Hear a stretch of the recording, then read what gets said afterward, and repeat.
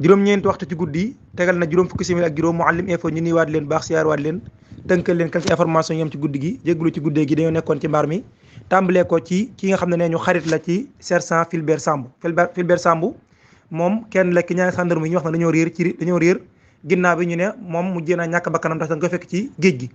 bu ñu sukkandikoo nag ci exclusive.net nee ñu am na xaritam boo xam ne daal ca ñumun di fa nga xam ne commune la village la bu nekk ci Bignona xaritam boobu daan wéy ki turu Raymond Saba moom nee ñu dafa xaru ginnaaw bi mu déggee faatu xaritam bii di sergent Fulbert Sambou ginnaaw bi nga xamee ne xaru na ñi nga xam ne ñoo di marine nationale ñoo jël li nga xam ne moo di ab oram daal di koy transféré yóbbu ko ci barab yi nga xam ne barab fajukaay yi nekk foofee ngir ab enquête ci li waral yan anam la faatoo waaye daal bu ñu sukkandikoo ci exclusive.net nee ñu tey jii gaawu le 26 novembre 2022 moom mii dafa xaru moom Raymond Saba ngir daal faatu xaritam bii di sergent Fulbert Sambou Mouhalim. ba tey ci lu ñeel mbirum sergent Fulbert Sambou sax ci la ñuy des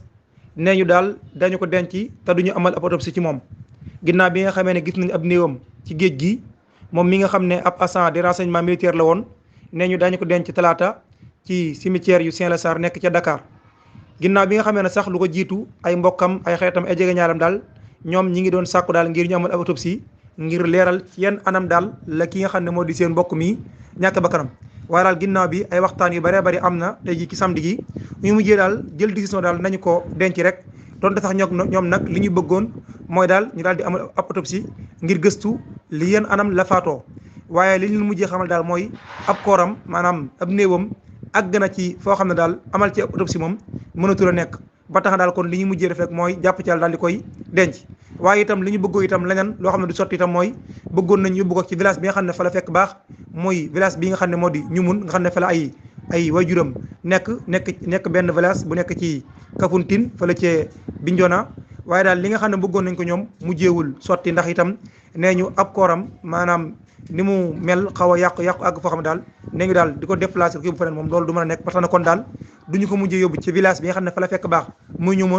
ñoomun waaye itam des jours amal ci autopsie ñaar yëpp nag li ko waral mooy ab kooram la ñu wax daal dafa àgg foo xam ne daal jàpp nañ def ci leneen dootu yomb déplacé ko dootul yomb waaye itam amal ci autopsie dootu yomb des na ko denc nag kon nee ñu talaata gi ñu dëgmal ca cimetière yu Saint-Lazare. état du Sénégal dafa war a génn wax waaye itam ubbi ab enquête bu leer naññi ci lu ñeel faatu sergent Fulbert Sambou kàddu la yoo xam ne mi ngi bàyyi ko ci président fondateur Afrikajom Center di Alioune Tine moom daal jàpp ne état du Sénégal faatu sergent Fulbert Sambou gii warul nekk daal lu muy patam-patamee waaye daal dafa war a communiquer bu baax leeral askan wi waaye itam leeral bu baax a baax ubbi enquête ci yan anam la ki nga xam ne moo di sergent Fulbert Sambou mi nga xam ne dañoo fekk ab néewam ci géej gi di loo xam ne daal moom jàpp na ne état bi su ko deful mën naa indi ay conséquences yu bëree bëri yoo xam ne ak ñàkk a déggoo waaye itam ak jaxasoo mën naa indi ci biir corps bi nga xam ne moo di corps gendarmerie ñi waxtaandiku lu nu mel nag état du Sénégal dafa war a communiquer waaye itam ubbi ab enquête bu fiable ngir ñu xam ci yan anam la sergent Fulbert Sambou ñàkkee bakkanam Mouhalim info. ci réewum Guinée équatoriale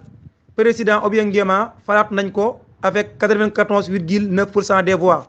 moom mi nga xam ne moo di Théodoro Obiang Nguema jiite réewum Guinée équatoriale depuis 1979 falaat nañ ko ci lamul benn mbetteel ci score boo xam ne daal ne ñu toll na ci 94,9% ci élection présidentielle yi ñu fa génn bu ñu sukkandikoo ci